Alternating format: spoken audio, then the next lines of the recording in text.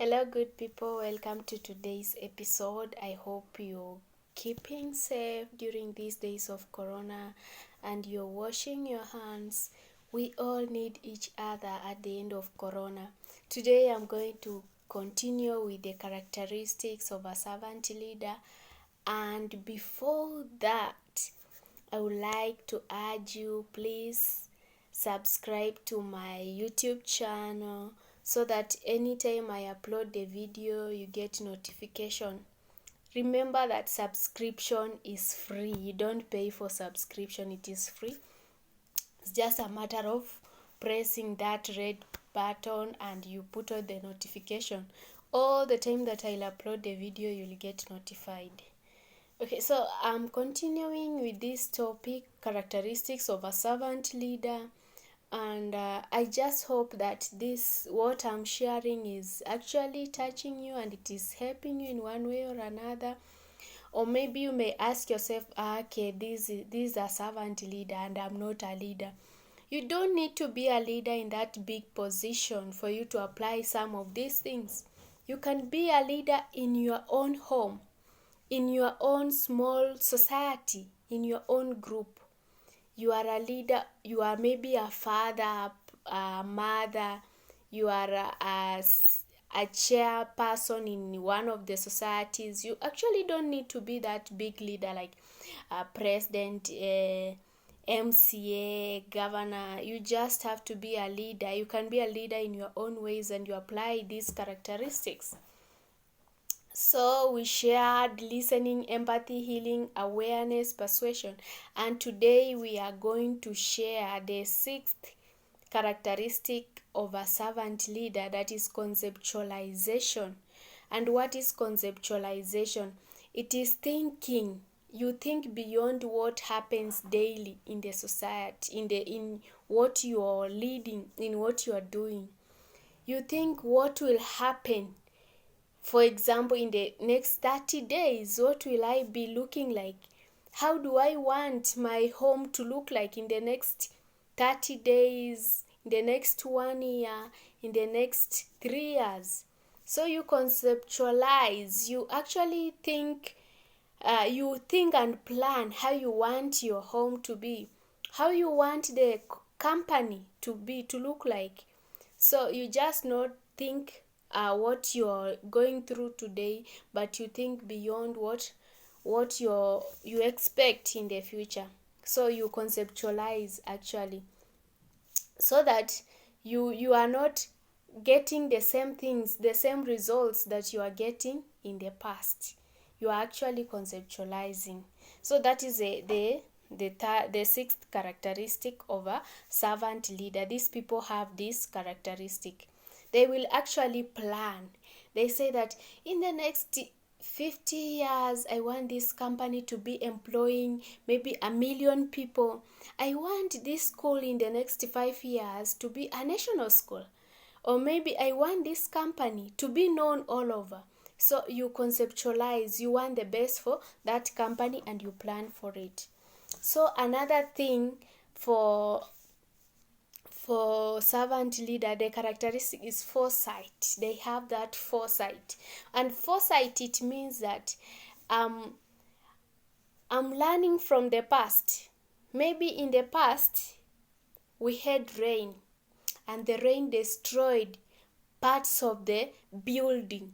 What am I doing in the future? What am I doing as I prepare myself? Because this rain came, maybe they carried part of the building and it really destroyed things. And that is a natural calamity. There is nothing we can do about it. So you are planning that in the future, this is what I'm putting in place. Maybe I'm planting trees, or maybe I'm putting on dikes so that when the water comes, it will not carry the building again. Or in the future, this company lacked the servants, the workers, I mean. So I am supposed to employ those workers enough so that the workload will not overload those who are there.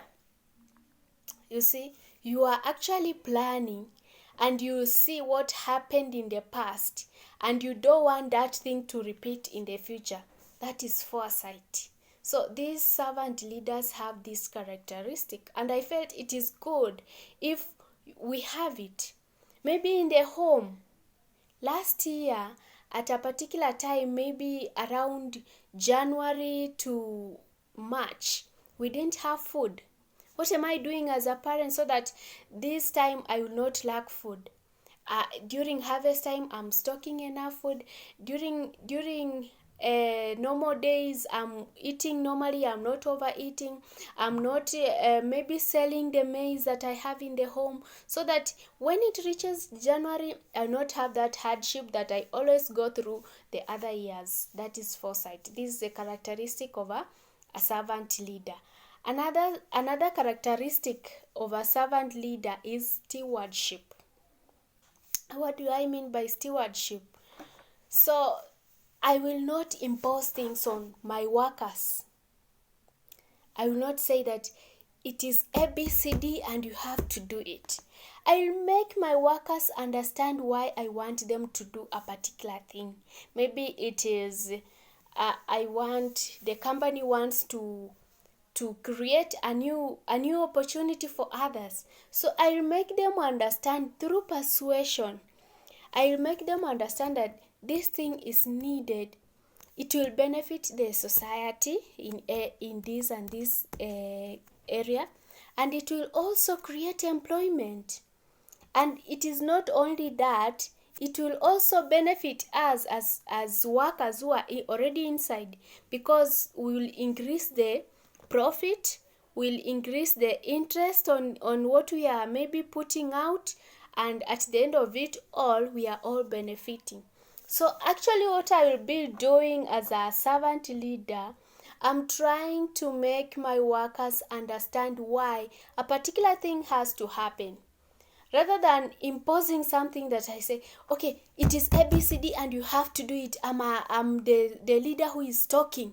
I'm talking to you and you have to do it. You see, that those are two different things. Even if I will do because I'm a worker and I know that if I will fail to do this thing, I will lose my job, I will not do it to the best of my knowledge. It is something that is imposed. But if the leader has come to me and explained to me why I should do that particular thing, I will go wholeheartedly. I will do it knowing it has benefit to me, to the society, and to the other person that will get that particular job. So as a steward, I'm supposed to actually persuade my workers other than imposing things on them. And another thing is commitment. Me as a servant leader, I'm supposed to commit to the growth of those people who are working under me. So I'm not going to view them as workers. I will view them as team players, as my partners, as co-workers.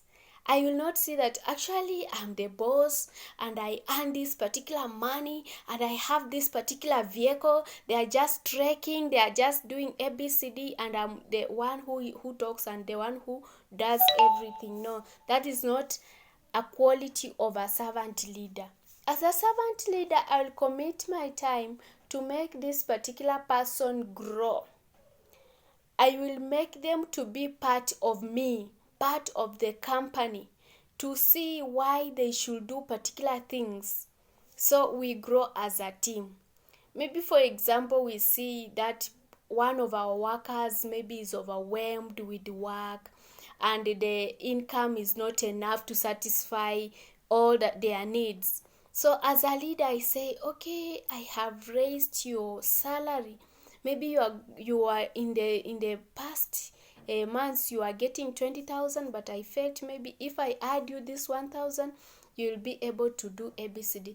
Okay, what I'm trying to do as a servant leader is to make everybody be comfortable with what we are doing, and actually I'm making them raise their esteem, and they will view that work they are doing as part of them. They are not doing just simply because they want to get that money, but they will do as something that is benefiting all of us. So another characteristic of a servant leader is building the community. So after all the characteristics, I have listened, I have empathized, I have foresight, I have done everything. What I will be trying to do is doing the best for the society. If it is those textbooks that I'm printing, I'm producing, I produce the best textbooks that will benefit the students. If it is the teaching that I'm doing, doing it to the level best, to my level best. I'm producing what the society needs, so that at the end of it all, nobody is suffering. Can you imagine where a school whereby students are not getting what they are supposed to get, and at the end of the exams, the end of the day, exams come, they fail. That student who failed come to be a thief, or to be a thug, or do something that is not good, and the first person they will come to do is to come and steal that your car, or they come to rob you, or they come to do harm to you. So it is something that will affect you. It is something that will not only affect the society, but it affects everybody. So in everything we do, let us do to the level best and apply these characteristics.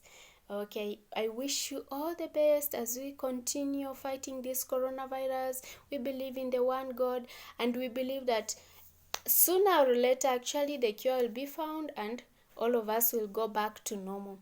Stay safe. Bye bye.